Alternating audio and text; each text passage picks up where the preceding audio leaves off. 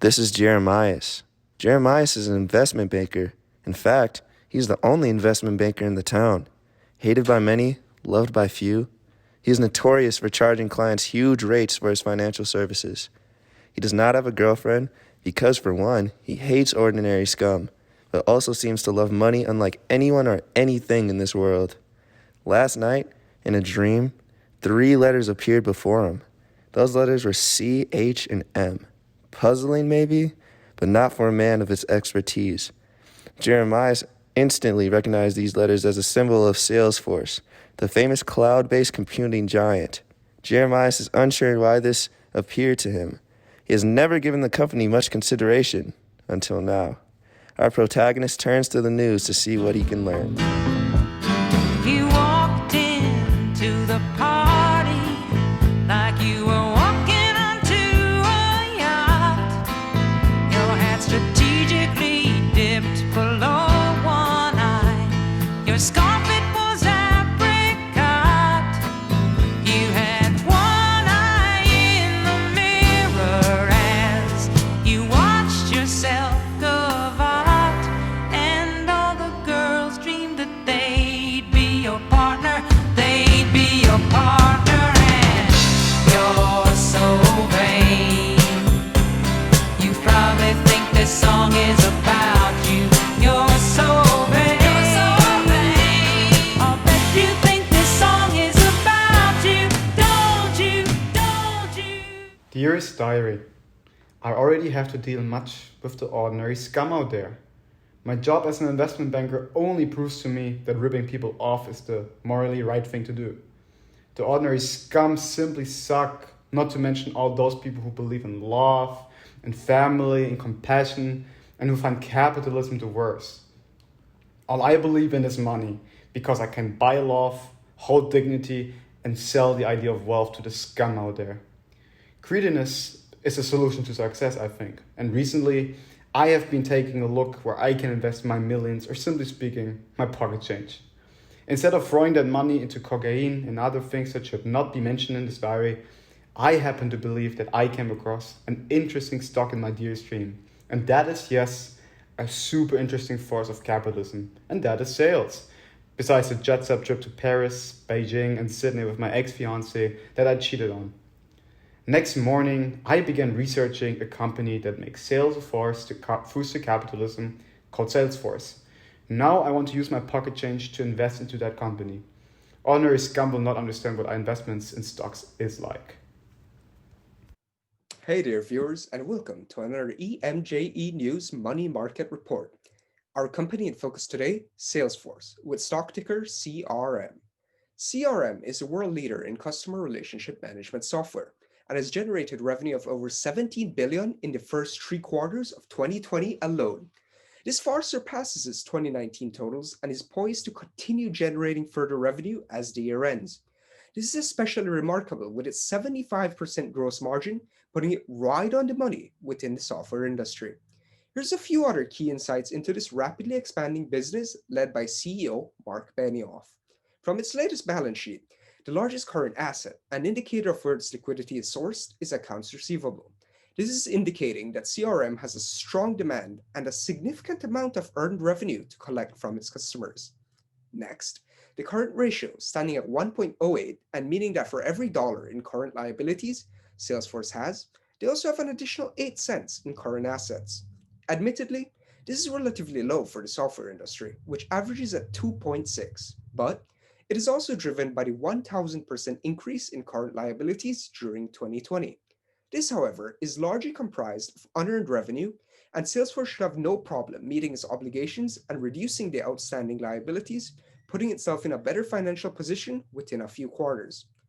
All considered, Salesforce seems to have no problem with its revenue generation, and as it grows with new customers, it will keep earning revenue and benefiting from economies of scale and scope. We can see that Salesforce will also continue to reduce its liabilities and should be in an even stronger financial position within a few quarters. Looking at the stock itself though, Salesforce's PE ratio, a measure of its market price divided by its earnings per share, stood at 167 as of market close on Friday, November 5th. This means that Salesforce is valued at 167 times its per share earnings. This is significantly higher than the average industry PE ratio of 136 times, but it's largely driven by Salesforce's recent acquisition of Tableau in an all-stock acquisition worth $15.7 billion. This means that Salesforce issued new stock, diluting its earnings per share, and that is reflected in the current PE ratio. Investors are showing that the market believes this acquisition will pay off, and so we expect the PE ratio to level out within the industry in a few quarters as Salesforce continues to grow and increase earnings. All considered, including Salesforce's revenue generation ability and its manageable liabilities, plus its justified price to earnings, we at EMJE News put out a buy rating for Salesforce in Q4 of 2020. That's your market report brought to you by Michael. Yeah, I mean, Salesforce this, Salesforce that. I've been hearing about them all morning and I can't figure out why. I mean, all things considered, they're pretty average. No, like what I'm saying is why would I buy them at 260 when at the end of the day they're going to be at 270? That's less than 1% growth. I'm not wasting my time with that. Yeah, we bought Salesforce a month ago. We have plenty of it. We don't need to buy more. Let's just hold it. Well, yeah, they raised over $3 billion in issuance of debt last year, and I just don't like debt financing. I think equity is much better. Hey, you just sell the shares and you don't have to pay them off later. What was their current ratio? Oh, 1.0, yeah, that's not too bad. All right, sure. I mean, I can take a closer look at them, but in the meantime, we need to make sure that we're holding our position, okay? Don't buy any more. Excuse me. Yeah. I'm sorry to eavesdrop your conversation, but I happened to hear something about you talking about Salesforce. Is that right? Yeah, that is right. It seems like everyone's talking about it these days. I happen to be in the finance industry as well, and I myself find considering a position whether I should buy, hold, or sell Salesforce. Definitely, me as well. I mean, it seems like it's all everyone's been talking about this morning. Right. I heard you mentioning their issuance of debt, and in their 2020 annual report, they stated that almost $4 billion in free cash flow and about $4.3 billion operating cash flow. And as you mentioned, their current ratio is 1.08. To me, that would definitely indicate that they most definitely have the ability to pay off their accounts and their debt, in which case that financing wouldn't be an issue. I might say definitely buy. Fair point. However, they have a very high PE ratio, which means they could be overvalued, in which case I would be worried that the stock price might tank. That's interesting. Thank you, man. And I will do some more research. In the meantime, I bid you adieu. Our protagonist is split. Does he buy, sell, hold? He needs to think about it very carefully. He does so by consulting more sources. As of now, he feels tempted to buy while he desires to hold it as well. Yet, he is still missing out on the clear information on CHM that could indicate to sell. Another ghost in the protagonist's presence appears to give him advice in the form of a famous YouTube vlogger, giving him credible information that indicates to sell. Hello, my name is Emma. Welcome to my vlog, and today we're going to get right into it with CRM Salesforce. Yep, that's right, CRM. Every company has gone digital overnight because of the pandemic, and as a result, software companies like CRM are facing serious competitors in each of their segments: enterprise levels, mid-sized business segments, and small business segments. That's a lot of segments. Competitors in their industry include Microsoft, CDC Software, Google, Hewlett-Packard Enterprise, IBM, NetSuite Oracle, and ServiceNow.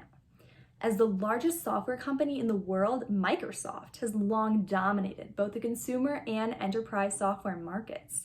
While on the other hand, Google, best known for its search engine, looms as a competitive threat in multiple software segments with its growing portfolio of largely hosted and often free consumer and business applications. Each of these cloud-based software companies are facing serious new programming challenges related to access, performance, and security within their industry. So in regards to CRM Salesforce, they are increasingly delivering products on cloud-based platforms and typically charging subscriptions fees for access to their online applications, which makes Salesforce more inaccessible and lead potential users to choose free alternatives instead. And in addition, the price earnings for Salesforce are overvalued. PE is highest among their competitors, which means that investors have cheaper alternatives for investment within this industry, and its overvaluation suggests that it's due to a correction or a drop in price. With these industry challenges, I would urge you to sell Salesforce. And then internally, There are also factors that indicate that CRM Salesforce should be sold.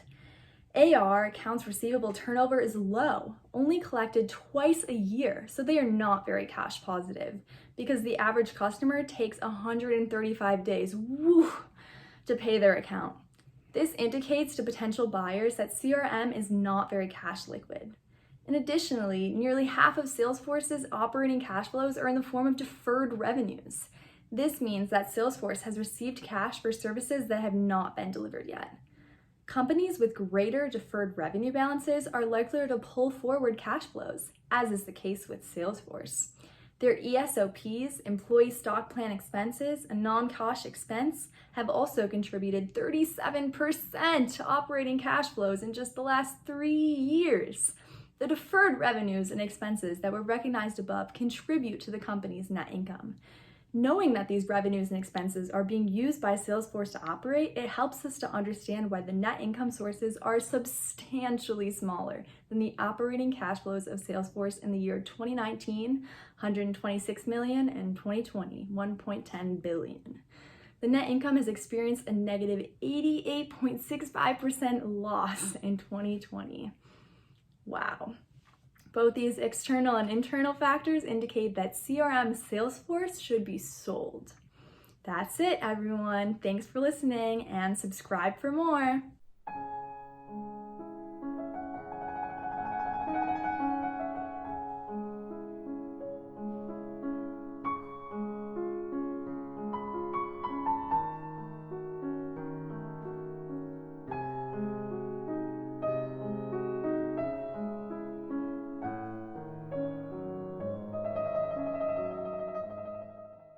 After hearing so many selling, buying, and holding arguments without having my mind deep down in my consciousness expanding substances, I happen to believe that my heart is still in a good place and that I'm not a wanker. The reasons why I decided to buy are not just a strong turnover ratio, a strong current ratio and price earning ratio, besides my intention to improve the financial position of the good people at St. Olaf. They may be ordinary and people with dignity, to some extent though, but I believe we will buy and make the ordinary scum rich in the kingdom of St. Olaf, aka the Hill. But the kingdom of Carlton, of course, remains scum for life. However, I made it priority that the citizens of the kingdom of St. Olaf will not become as successful and accomplished like myself, rich and spoiled, yet unimaginably worth and compassionate with their money, that they will now take care of this. This is why I have to decide to buy CRM, aka Salesforce. To quote my friend Ricky Gervais, being honest is what counts. But to make the ordinary extraordinary is so much better than starting with the extraordinary. And now they are extraordinary. And so on a more serious level, regardless of any stocks that we hold, buy or sell, it is compassion, honesty, and integrity that makes an ordinary person outstanding. And to live in a society that is so deeply disingenuous, authenticity has become the largest of all pillars of true success. Cheers.